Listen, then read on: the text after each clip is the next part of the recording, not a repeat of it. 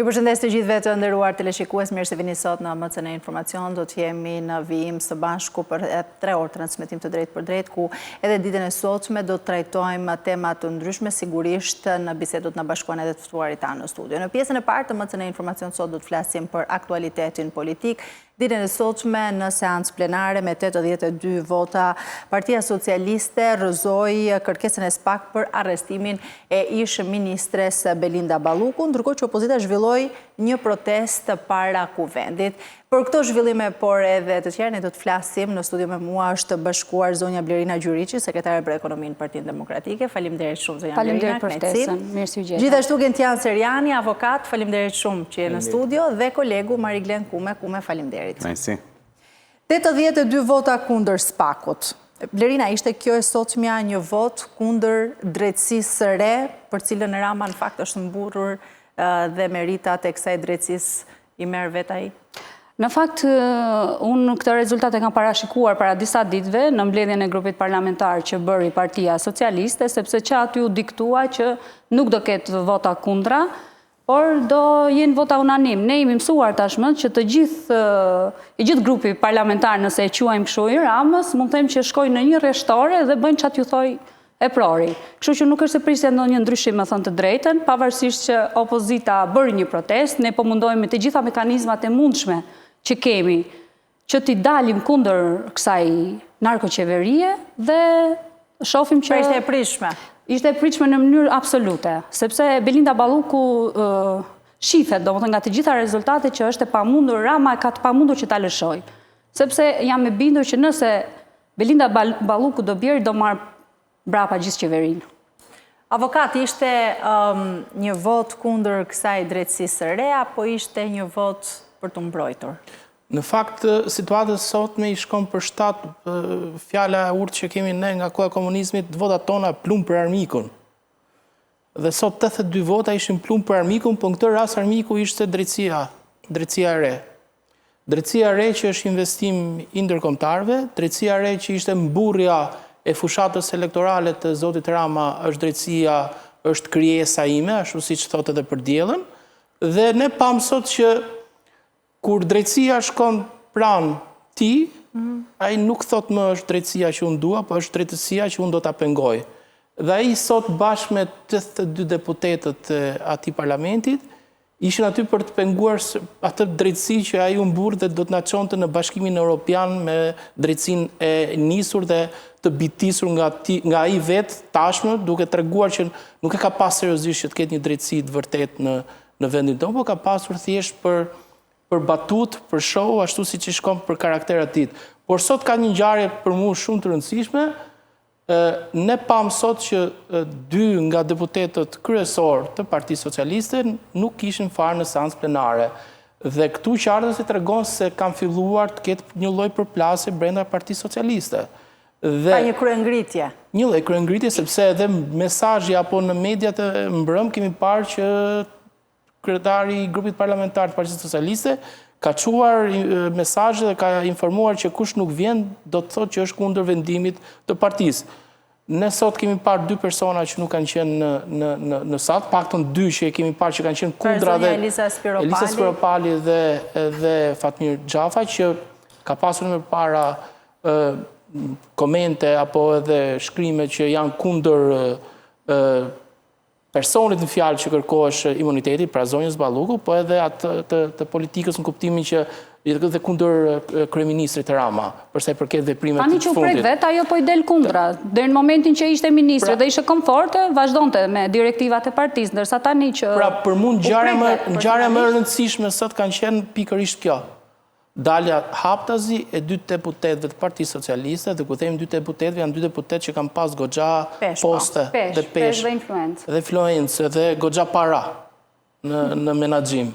Kështu që unë mendoj se është për tu parë si do të jetë hapi në vazhdim i këtyre 2 personazheve tashmë të Partisë Socialiste dhe i vendimarrjes së Partisë Socialiste, se kemi edhe një mbledhje të asamblesë shpejt. A do ketë ndonjë masë kundrejt tyre?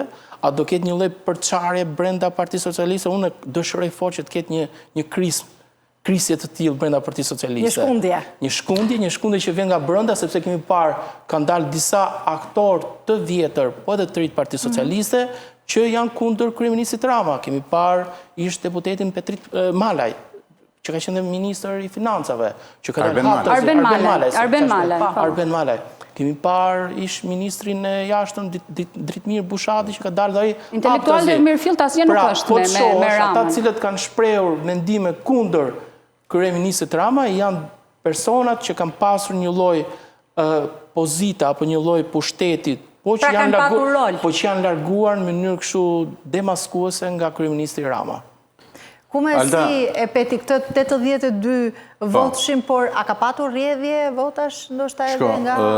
E vetmja që mund të interpretohet si një kryengritje është Elisa Spiropali, për të cilën unë parashikoj një fund të karrierës së saj politike të paktën me Partinë Socialiste, nisur jo vetëm nga ky episod, por kam vënë re dhe kam marrë informacione për pakënaqësi në vazhdim të kryeministrit Edi Rama me zonjën Spiropali, pra një krisje të disa muaj më përpara. Pra kjo erdhi për shkak të përjashtimit saj nga kabineti qeveritar? Për shkak të përjashtimit të saj nga kabineti qeveritar dhe për shkak se kryeministri nuk ishte i kënaqur me punën e saj si ministre e jashtme vendosur së fundmi. Një arsye do e gjej në momentin që do e shkarkoj, nuk diskutohet. Jo, po nuk është vërtet arsye e gjetur apo?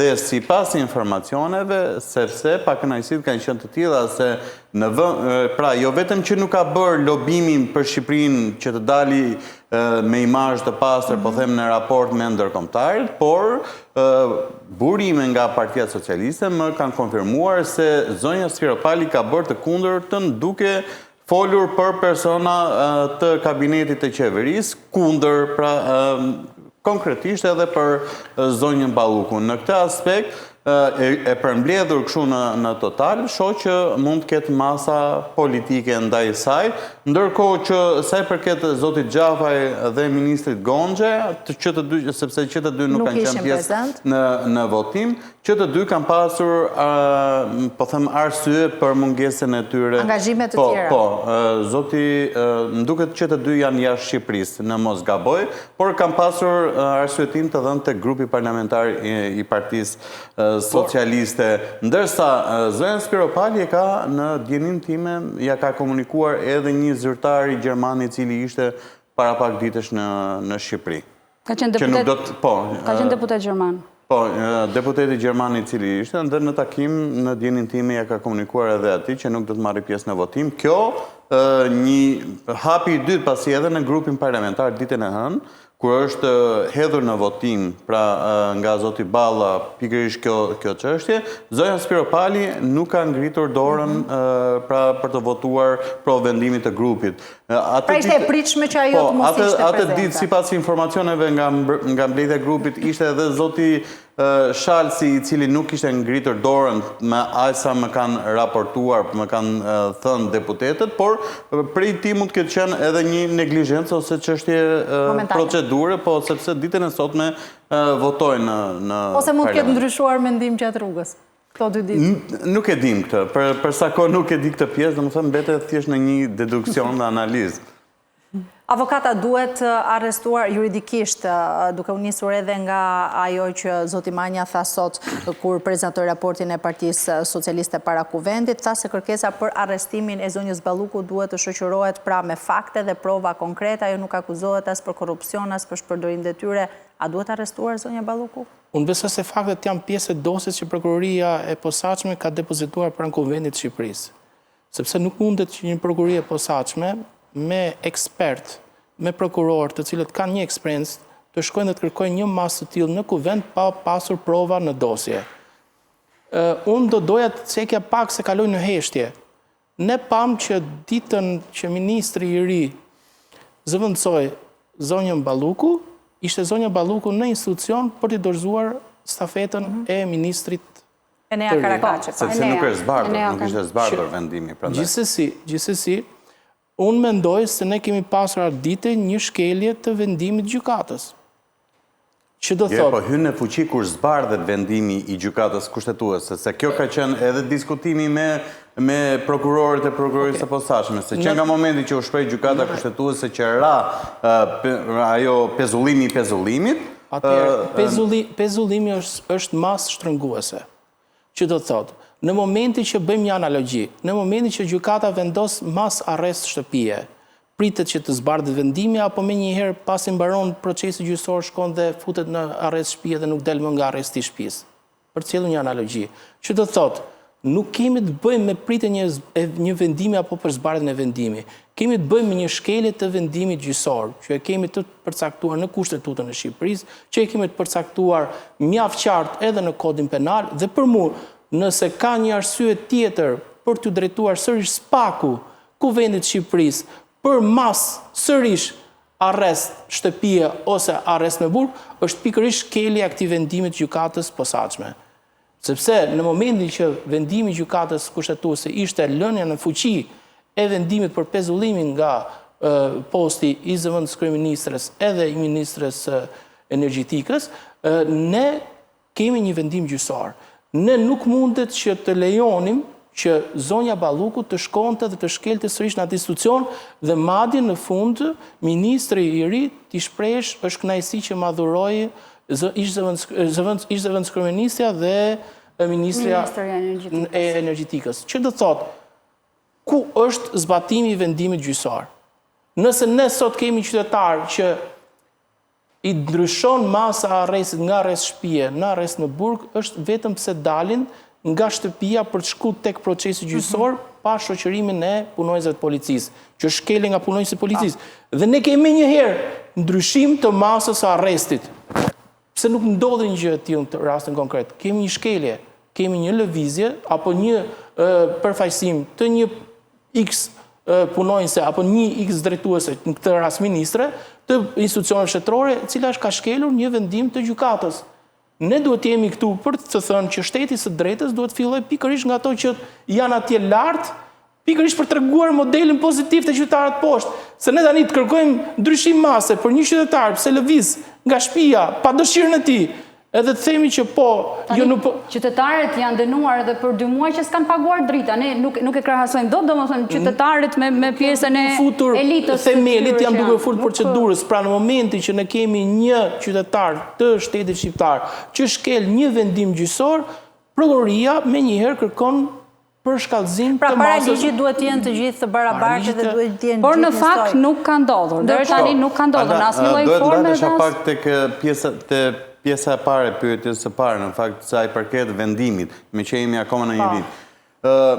Si e mërtohet prokuroria e posaçme? Prokuroria e posaçme kundër krimit të organizuar dhe korrupsionit. Dhe deri më tani zonja Balluku nuk ka një akuzë për korrupsion. Po. Mendimin edhe avokatit, a mund të bëjnë kjo një argument se përse mund të jepet të drejtë mazhron? Si nuk ka asnjë akuzë për korrupsion? Jo, se ka akuzën për... Për çfarë janë akuzat deri tani? Është për çështje barazie. Po, barazie në temë. Por nuk është akuzë për korrupsion. Është një nivel më poshtë, po themi, si akuzë. Mund t'i japim të drejtë deri diku këtu mazhrancës për këtë vendim, pavarësisht se ka bërë thyerjen e saj politike në të qasjeve, sepse me asnjë ministër më përpara apo deputet nuk e ka bërë këtë. Por ndalemi tek një element, nuk ka akuzë për korrupsion, të paktën deri më tani, po themi. Dhe e dyta është që zonja Balluku është shkarkuar, është thjesht një deputete tani, me që pasi pretendimet ishin për prishje provash, intimidim të dëshmitarëve për shkak të pozitës së saj që kishte si drejtuese e një ministrie shumë të madhe për energjetikë. Ndër ministrit më të rëndësishme dhe që kanë më shumë influencë në ekonominë e vendit. Po kështu, 2 elemente që besoj janë disi me pesh deri diku në vendimarrjen që ka bërë mazhoranca. Thash, është në paranteza që theu vendimin e vetë politik, pra për të qenë gjithmonë aprovuese ndaj prokurorisë së posaçme, por këto 2 elementë, më tepër pjesa që nuk është akuzuar për korrupsion, deri diku më bëjnë sens dhe zënë vend në argumentimin juridik, po themi, edhe në publik që mund bëhet. Nëse shkojmë këtë logjik, ne kemi parë të tjerë pushtetarë, cilët janë akuzuar për shpërdorim detyre dhe që kanë shkuar në gjykatën e posaçme janë gjykuar. Që do të thotë, gjykata e posaçme vërtet ka termin gjykata apo kërimi, por ne kemi të bëjmë me fakt të paktën deri më tani aq sa kemi dëgjuar në media, se ne nuk kemi parë dosjen që të gjykojmë sakt mbi fakte dhe prova. Pra ne kemi parë që bëhet fjalë për veprime të përsëritura me kosto që janë kosto në buxhetin e shtetit. Dhe padyshim, pra që kosa ne kemi kosto në buxhetin e shtetit, këto të lind natyrshëm dyshimi që këto para ku shkuan. Dhe nëse do të fusim termin korrupsion, padyshim që këto para cilët janë mbi koston reale dhe janë të parapërcaktuara se kujt do t'i jepet tenderi, padyshim që këtu të nxit dhe të çon me njëherë tek logjika që këtu kemi të bëjmë me vepra korruptive. E qartë, po kjo mund dalë më vonë. Marrëdhënie thotë që deri tani nga faktimi ndryshon.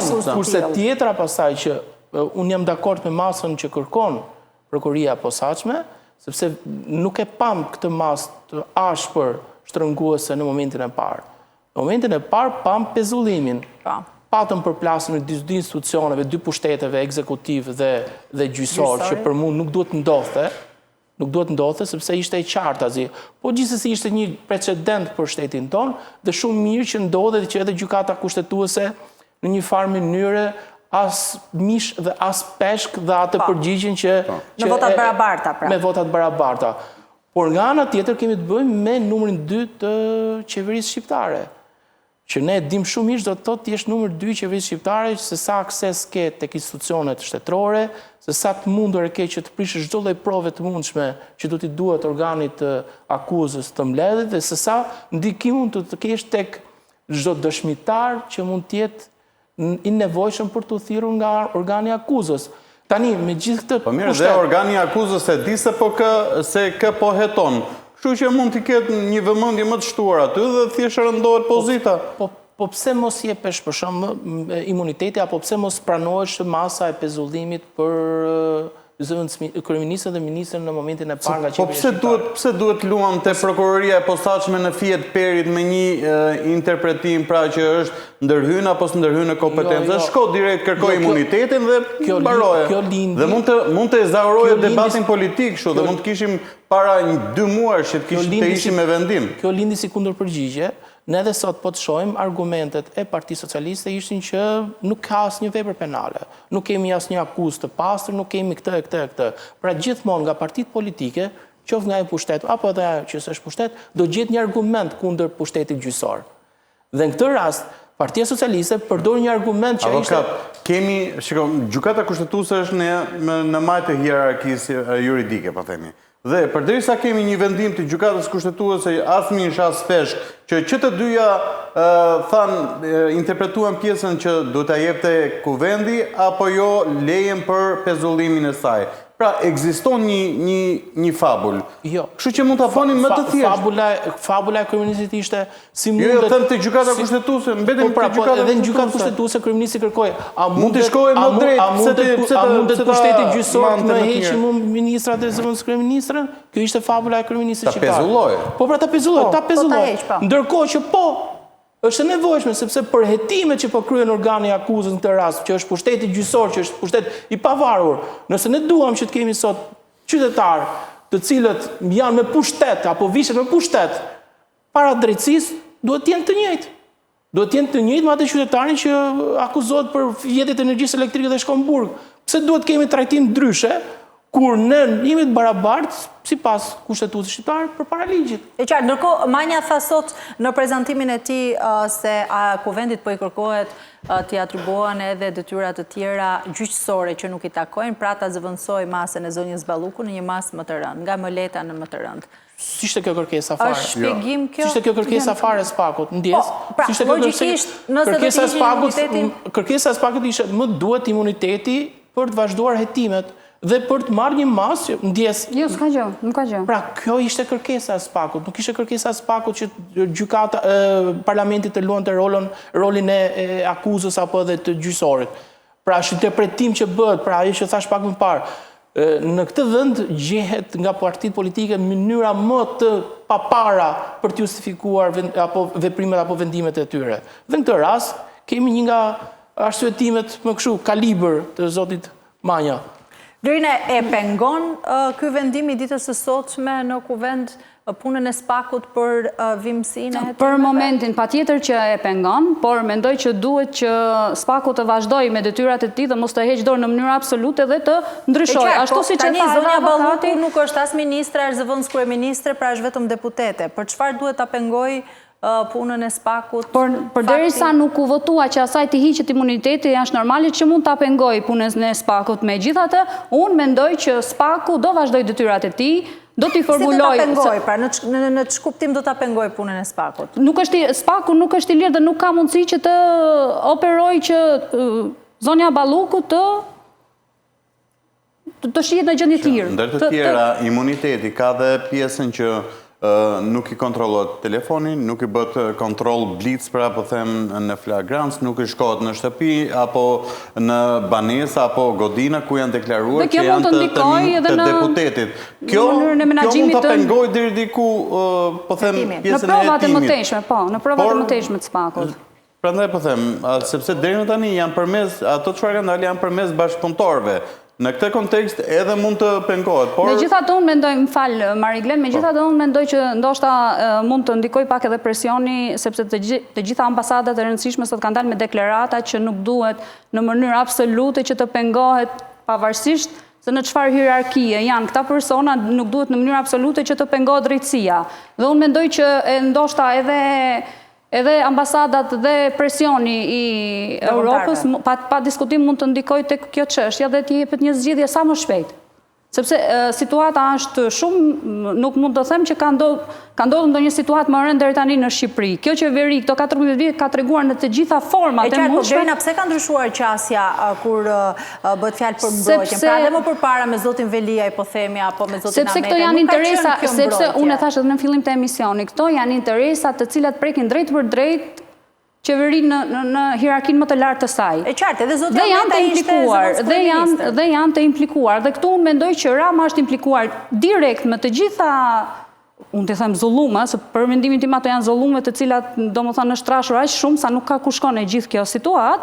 Dhe në momentin që të bjerë Balluku, do bjerë edhe Rama direkt me Ballukun. Unë jam 100% e sigurt që do jetë një varg i cili sapo të filloj drejtësia dhe të veproj mbi ish zëvendës kryeministrën, do jetë edhe kryeministri bashkë me të.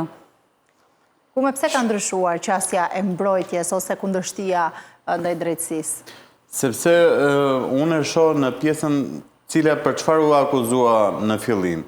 U akuzua për një tender ku për të vendosur atë tender ishin të dy bashkë, pra është interpretuar edhe si geostrategjike. Pra, mund të ketë, varet nga interpretimi, pra kryeministri apo qeveria mund të ketë patë një vendimarrje për të patur një të preferuar për t'ia dhënë tenderin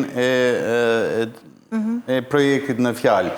Dhe në këtë pjesë, ku kanë qenë atë takim me Turqit, kanë qenë, po them, bashkë që përflitej.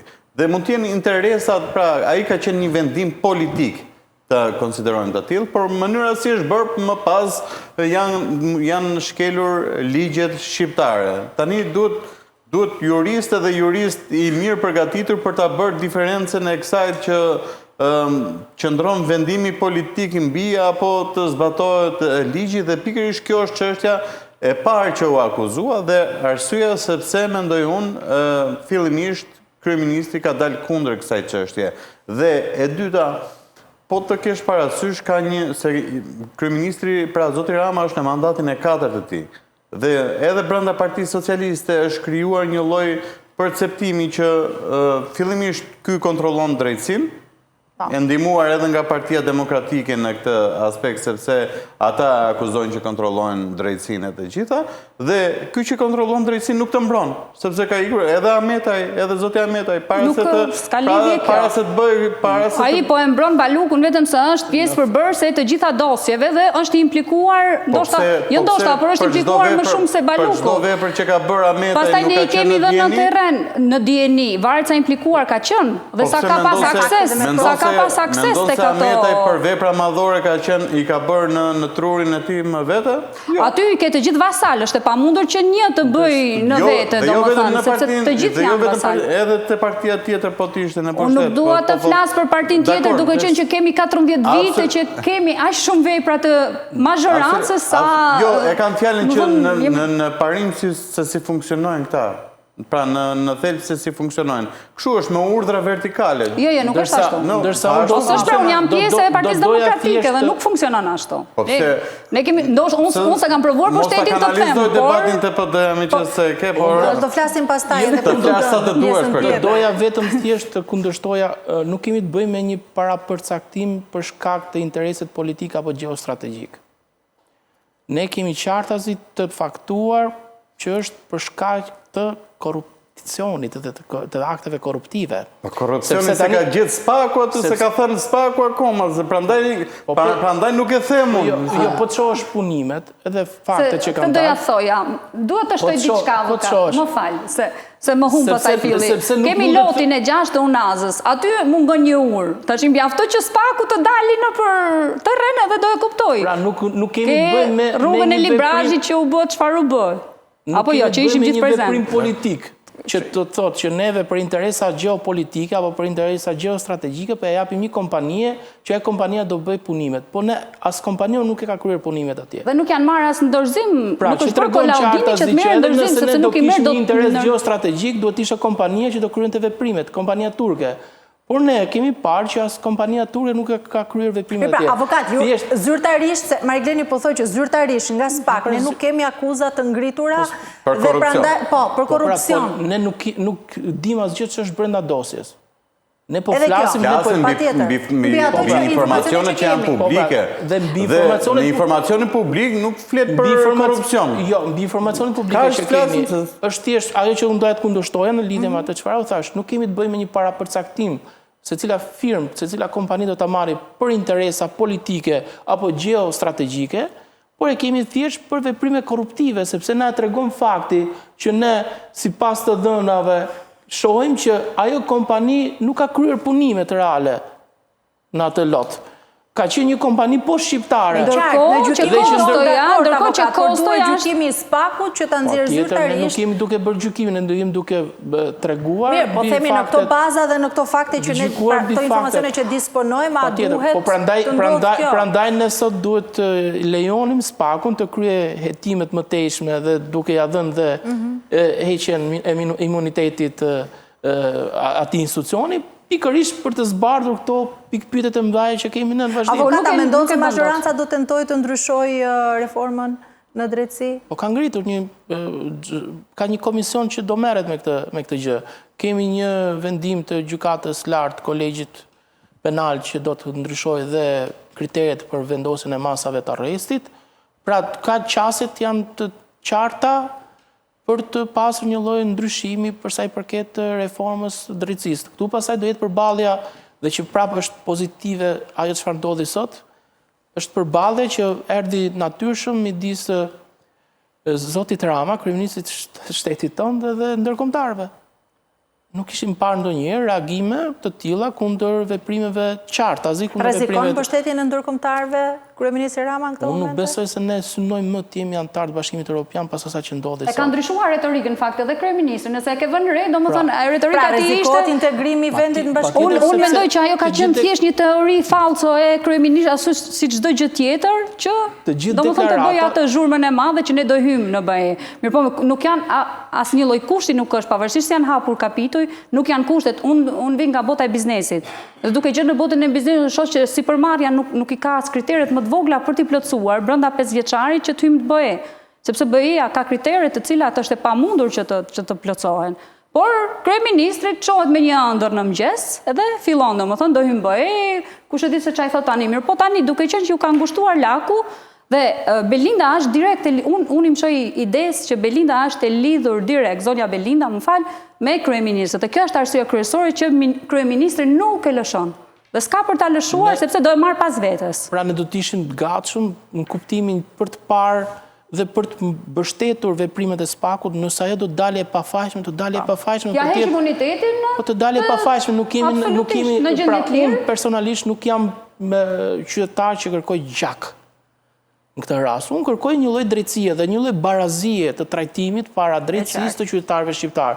Kjo është asgjë më shumë. Që është gjëja më normale në një vend normal, domethënë të ke drejtësi. Nëse nuk do kishte diçka për të friksuar, le të hiqet imuniteti, ashtu siç thotë edhe avokati, dhe të gjykohet në gjendje normale. E qartë. Dhe s'ka pse shkon në burg, nëse nuk është për të shkuar në burg. Nuk është e pafajshme, sigurisht. Nëse nuk është e fajshme, nuk ka pse shkon në burg. Mirë, ne do të shkojmë një hapësirë shumë shkurtër publicitare dhe do të rikthehemi sërish në studio për të vjuar bisedën.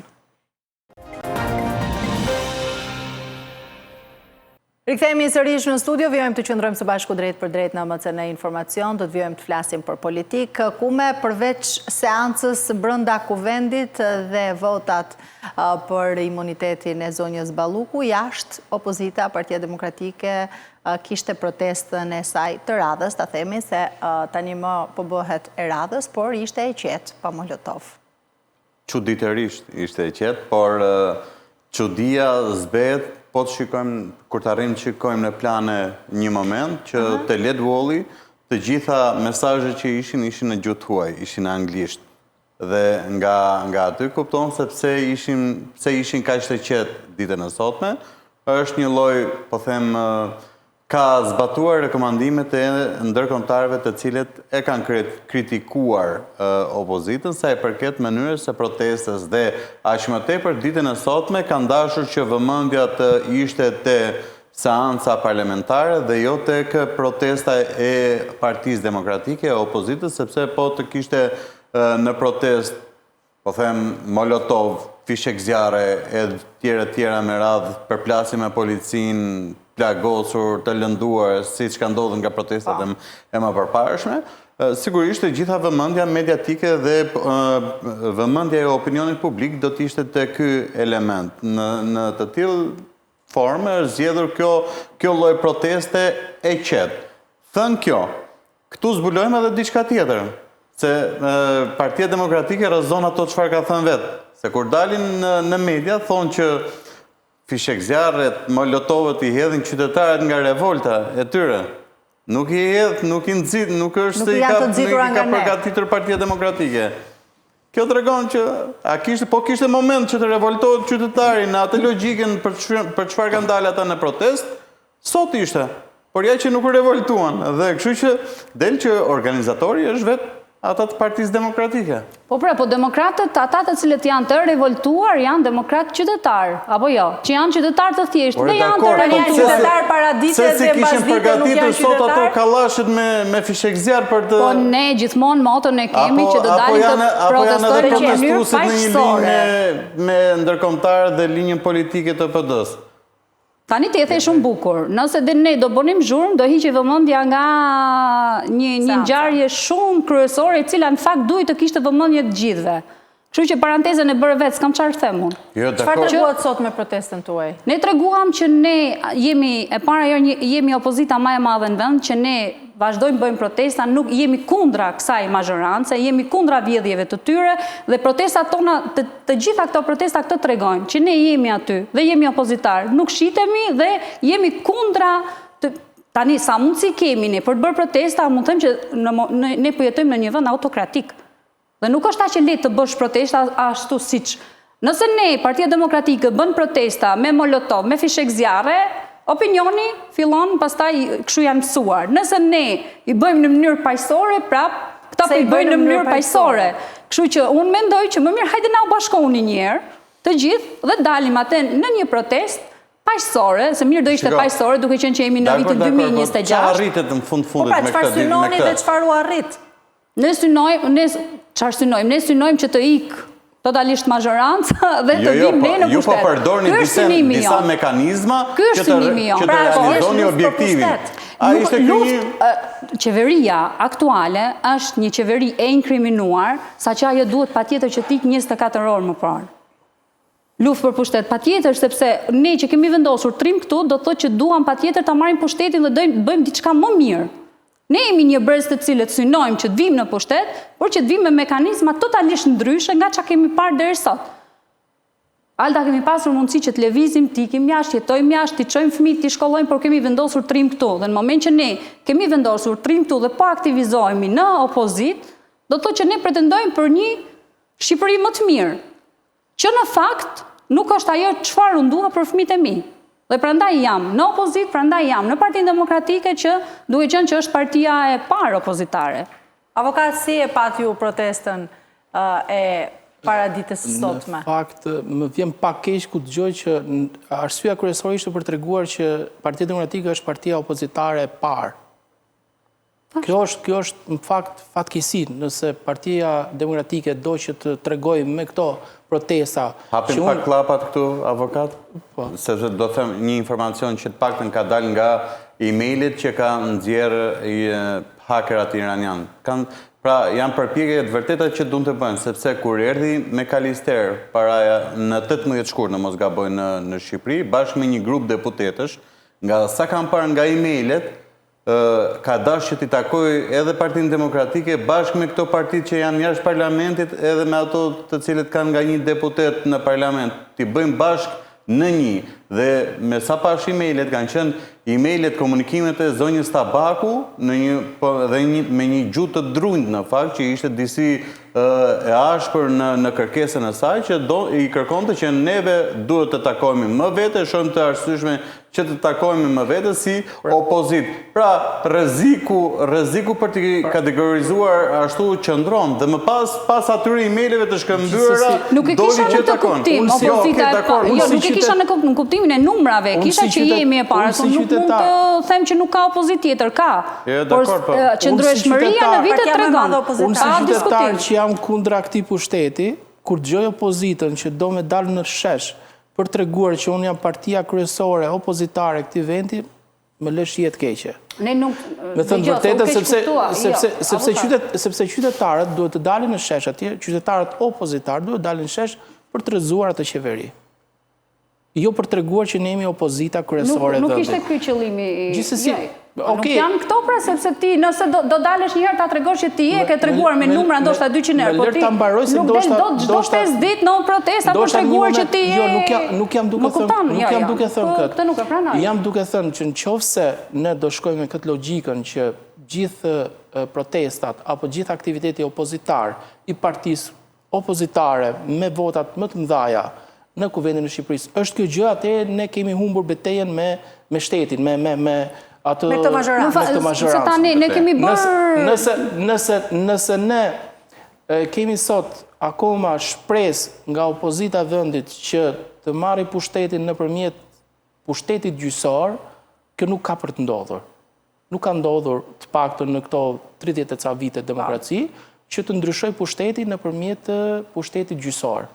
Nuk do shkoj, nuk besoj se do ketë guximin pushtetit gjyqësor të shkoj dhe të arrestoj kryeministin Rama në detyrë. Kjo nuk ndodh, edhe nuk ka për ndodhur. Avokat, ju ishini të sinqerta këto protestat e Partisë Demokratike, apo është vetëm për arsye për të mbajtur, të mobilizuar këtë militantin e partisë? Apo janë vërtet me kauzën për të rrëzuar qeverin? Nuk kam një mendim të qartë kjo gjë, sepse nuk ka akoma një, si ta them, një lloj qëndrimi. Përsa i përket së pari, kemi 2 reforma të rëndësishme në kuvendin e Shqipërisë. Reforma territoriale dhe reforma zgjedhore. Në momentin që mu më vijnë sinjale që ne po dalim në shesh për treguar që jemi opozita kryesore, atëre mu më lind dyshimi, si qytetar, që them, atëre dhe tek këto 2 reformat kryesore, partia më e madhe opozitare do synoj që të tregoj që ne jemi opozita e këtij vendi, dhe do shkoj do bëj një marrëveshje për reformën elektorale dhe një marrëveshje për reformën territoriale, për të thënë sërish që unë jam opozita e këtij vendi. Po çfarëdo që të bëj opozita, avokat, çfarëdo që të bëj opozita, më fal, çfarë mund të bëj me 50 deputet në lidhje me këto 2 reforma që ti sapo? Po sepse janë reforma që nuk ka sens, janë reforma që për te votave ka nevojë për një dakordsi midis partive kryesore. Dhe nëse ne do duam që të ketë një demokraci në vendin tonë, do duhet që për teja saj që bëjmë partitë e mëdhaja, që ne jemi peng i marrëveshjeve të partive të mëdhaja në vendin tonë, që është fatkeqësi, sërish, ne duhet kemi edhe këto partitë e vogla që aq sa janë, me atë zërin e tyre të vogël, apo duhet të jenë pjesë. Duhet të shihet për te interesit, pra të mos jemi me atë tortën se më kujtohet 28 nëntori dikush me atë tortën e madhe. 100 vjetorit pavarësisë. 100 vjetorit pavarësisë. Pra, të mos shihet reforma territoriale dhe reforma elektorale si një tortë, ku ulen 12 edhe bëjnë ndarjen e tortës. Po më falë, të bëj një pyetje avokat tani, më falë, çfarë interesi ka opozita duke qenë që në zgjedhjet e kaluara ka marrë 500.000 vota? Çfarë interesi ka nëse kjo do kishte mundësinë që të vinte në pushtet të trinte në opozitë? Sepse nuk do pas 4 viteve është e pamundur që ti të kesh të njëjtin numër vota, kështu që mund duken pasens këto që ju thoni jo janë bashkë, bëjnë bashkë, ose s'kanë interes. Interesi më i madh është ti të jesh në pushtet. Është e njëjta gjë sikur të bëj një pyetje. Ç'interes kishte Partia Demokratike që të mos bëhesh pjesë e zgjedhjeve të 2019-s? Ç'interes kishte Partia Demokratike që të mos bëhesh pjesë e reformës së 2015-s për reformën territoriale? Pra unë duke parë është bërë një mea culpa edhe nga Partia Demokratike që të gjitha këto vendime kanë pasur pasoja të mëvonshme sepse kanë ndikuar. Po bën diferencën midis periudhës Lulit dhe periudhës Berishës. Por 2024 ishte periudha e Berishës kur votoi ndryshimin në kodin zgjedhor, që patjetër ishin kryer kundër Partisë Demokratike. Dhe pse u bë kjo? Vetëm për një marrëveshje, u kërku qeveri teknike dhe përfunduan në këtë marrëveshje vetëm që të merrte vulën Sali Berisha. Këto janë lëvizjet që nuk duhet thyen besimin e qytetarëve, se në momentin që qytetarët mendojnë që gjithçka, çdo përpjekje bëhet për interesin politik të një individi, atëhere e humbet edhe pastaj shkonin atë kompleksitetin që kemi, që jemi apo s'jemi partia më e madhe në opozitë. Jo, nuk e kemi kompleksitet, me thënë drejtën. Kjo gjë nuk e di se si mund shit në opinionin publik. Përderisa artikulohet në mënyrë të vazhdueshme, ne jemi opozita kryesore. Po tregoj numrat pra, Marilene, tregoj numrat këtë gjë, se doja të dilja të ato mesazhet që më the, ne kemi bërë frontin e madh opozitar, ne kemi pas vazhdimisht me të gjitha partitë pothuajse ju kemi bërë kërkesa dhe partive të vogla që hajde bëjmë një front opozitar. Po, dhe kërkesa atyre ka qenë e qartë. Rishikoni leadershipin. Kërkesa ndërkombëtarëve ka qenë e qartë. Rishikoni leadershipin. Se ja, sot qëndrimi i ndërkombëtarëve ishte për të bërgëzuar. Qëndrim qartazi kundër qeverisë shqiptare. Tani, këto ndërkombëtarë që dalin kundër qeverisë shqiptare, dhe nga ana tjetër dalin kundër opozitës e thonë ka nevojë për të pasur një ndryshim të leadershipit, ndërkohë që opozita vazhdon me të njëjtin leadership. Atëherë çfarë ka ndërkombëtari? Ta përmend edhe një herë, Blerina, ardha me Kalister, se kur e kam lexuar, në fakt jam habitur, se ne dinim e pyetëm me Kalisterin pse nuk takoi kryetarin e opozitës. Ndërkohë nga emailet pam që nuk kanë dashur të takojnë edhe më vetë deputetët e Partisë Demokratike, por kanë dashur të bëjnë grup në një. Është dashur ndërhyrja dhe besoj si Parti Demokratike... Normalisht ne kemi një kryetar opozite, se duhet që të bëjnë takime të... Dhe si Parti Demokratike duhet të falenderoni pak zonjën Tabaku që pas ka bërë atë sherrin me stafin e me Kalisterit që të takoni më vete. Tabaku dhe asnjë nga deputetët, sepse 50 deputetat pun kanë ata për të operuar dhe për të vepruar në të mirë të Partisë Demokratike. Dhe ju takonin me Erlin Qorrin. Tashi unë jam dakord, por edhe është marrë parasysh kërkesa e ndërkombëtarëve. Dhe kjo është mesazh prap, Blerina.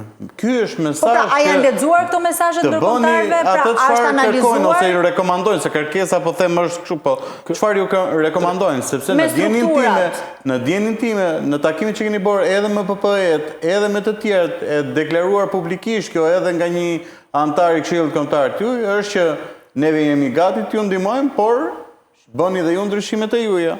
Po pra, kjo është pyetja, a është analizuar në strukturat e Partisë Demokratike? Ne jemi në këto procedime sipër, sepse ne jemi akoma në ristrukturimin. Pas zgjedhjeve ne kemi filluar ristrukturimin e të gjitha strukturave të Partisë Demokratike. Por... E qartë, po leadershipi i Partisë Demokratike shumë shpejt kur janë zgjedhje? Në maj do kemi zgjedhje, kështu që... Do jetë treguesi për mua. E qartë, pa është përfitur siç duhet nga Partia Demokratike mesazhi ndërkombëtarëve, pra do të ketë një garë në Partinë Demokratike dhe zoti Berisha do të largohet? Unë nuk jam me parimi që duhet largot ky dhe të vi unë apo të vi ai. Unë mendoj që vota është ajo që prevalon mbi të gjitha. Nëse Zoti Berisha edhe Rama të gjithë thot, edhe Rama thot, edhe unë me vot jam këtu. Tani pse kundërshtojmë Ramën dhe jemi pro. Pra nëse ne themi që gara ekziston në Shqipëri. Avokat, unë jam përgjegjës të flas vetëm për pjesën e partisë në të cilën unë aderoj. Nuk flas dot për partinë e Ramës sepse nuk jam brenda strukturave. Dua të sjell në vëmendje që nëse thonë që nuk e paralizoj, nuk i bëj dot një paralizëm Partisë Demokratike me mënyrën se si funksionojnë, sepse ne Partia Socialiste ka ardhur në pushtet, po thot avokati, në bazë të votave të qytetarëve. Lidershipi i Partisë Demokratike do zgjidhet në bazë të votave të antarësisë. Ama se si ndikohet vullneti i qytetarit për të votë, ku është problemi vendin tonë? Për momentin, nëse te Partia Socialiste kemi nëpërmjet krimit e korrupsionit e tjera, te Partia Demokratike kemi nëpërmjet ndikimit. Personalisht që votoj dhe asnjëherë në veshin që votoj në të gjitha forumet e Partisë Demokratike dhe asnjëherë në veshin tim, po e them tani shqeto, nuk më ka ardhur që voto këtë apo voto atë, duke filluar që nga pjesa poshtë dhe duke shkuar në strukturat më larg. Kështu që do jesh në listën e sigurt. Unë jam dakord. Prandaj s'të marrin telefon. Brezi, ndjese patronazhistë të PD-s të kanë vendosur. Ndoshta dhe historia dhe mosha nuk ma lejon që as të jem patronazhista, as të kem qenë në funksione. Jo, nuk na lejon. Listën e sigurt të votës. Pra, nuk ka kanë të sigurt. Kanë të sigurt. Siç e kanë listat e patronazhistëve, i kanë sigurt kush janë votat tona dhe kush nuk janë votat tona. Avokat, më fal, po të sigurt janë militantë. Ne nuk jemi militant përderisa ne jemi këtu për dhënë një opinion. Jo. Po pra, militantët e ke votën e sigurt. Berisha, po themi klani Berishës, pak të thjesht. Klani Berishës është super i bindur që ju do votoni vetëm atë përballë çdo kandidature tjetër. Nuk e dim, ne po e ka votën. Doktor Berisha është një emër, nuk bëhet fjala, dhe realisht nuk funksionon në këtë lloj forme. Tani se çfarë ndodh në për struktura tjera nuk marr dot përgjegjësi. Çfarë diskutohet në struktura, Blerina?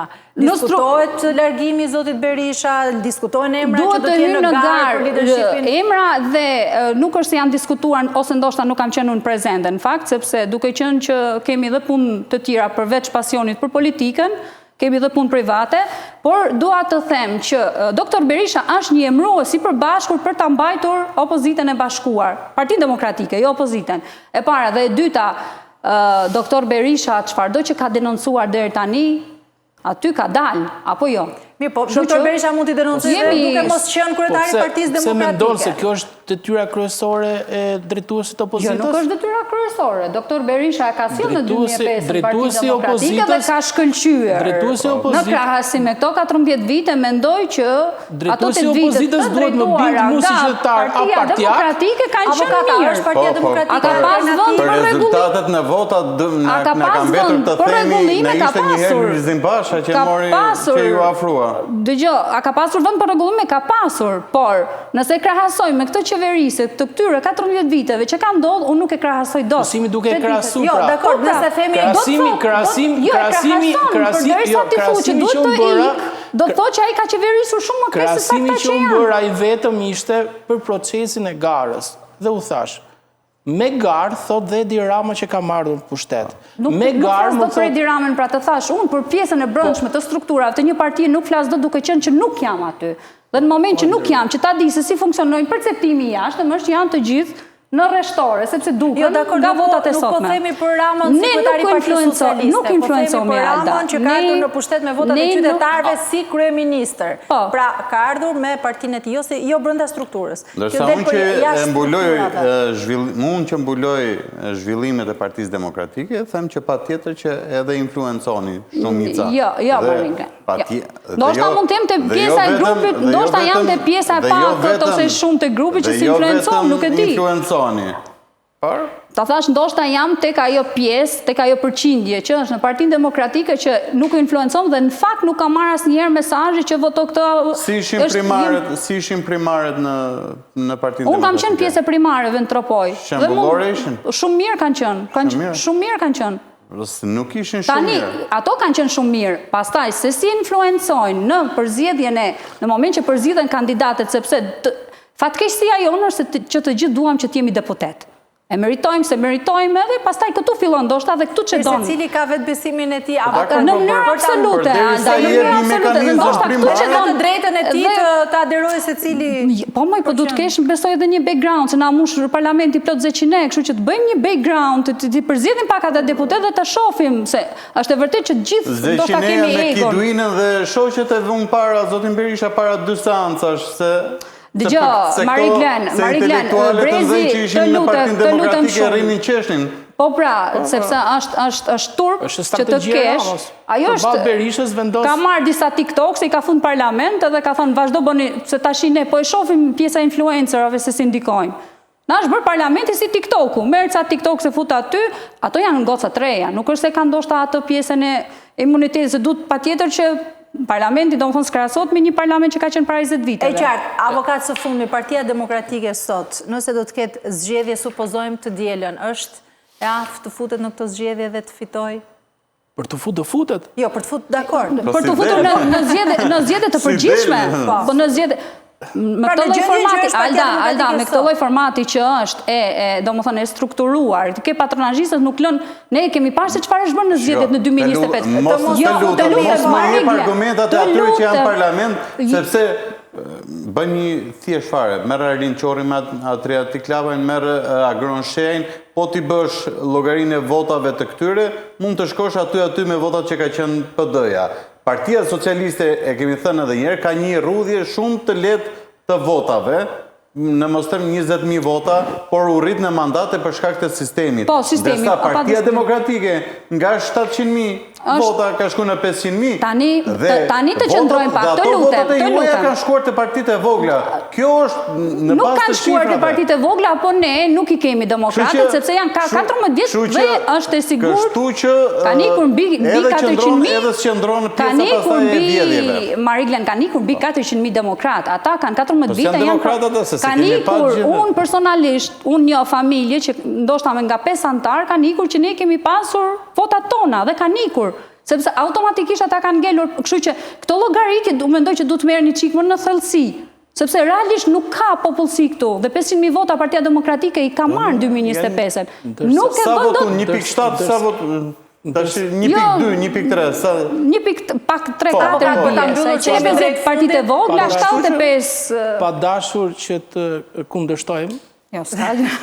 Jemi Parti Demokratike, jemi të hapur. Sepse e para, nëse themi patronazhistët, bravo i qoftë Parti Socialiste që ka struktura aq të mirë. Jo, unë nuk e quaj bravo, sepse të intimidosh, jo më fal. Jo, avokat, nuk të le do ta mbyllësh, ti thush bravo një i cili më falën, por na di dhe numrin e këmbës. Bravo për punën që bën, pra për strukturar që bën. Normale Alda se marrin para, ose se bëjnë edhe para, ose se ka 10 vite opozitë është e vështirë. Direkte më kundërshtojmë, lër të mbaroj. Patjetër. Pra, për aq kohë sa ne kemi të bëjmë me të dhënat të cilat janë brenda kontekstit ligjor, shumë mirë që i mbledh edhe ka të dhëna partia edhe socialiste edhe demokratike. Por problemi është që ne sot nuk kemi strukturat Partisë Demokratike. Ne sot e kemi Partinë Demokratike të shpërbërë në nivel vendi. Qa pret mu avokat në pas 14 viteve opozit, avokat qa pret mu re tani? Hap kraun. Nëse më thua këtë që qa pret në vënderë, s'po prezime ty. Jo. E qartë, ne do të kemi një tjetër hapësirë edhe do të flasim edhe më gjatë se erdhëm në fund. Ne kënaqësi do jemi sërish. Avokat, faleminderit shumë, Blerina, faleminderit shumë, ku me faleminderit, ishte e kënaqësi, shkojmë në publicitet, bashkë rikthehemi sërish pas pak.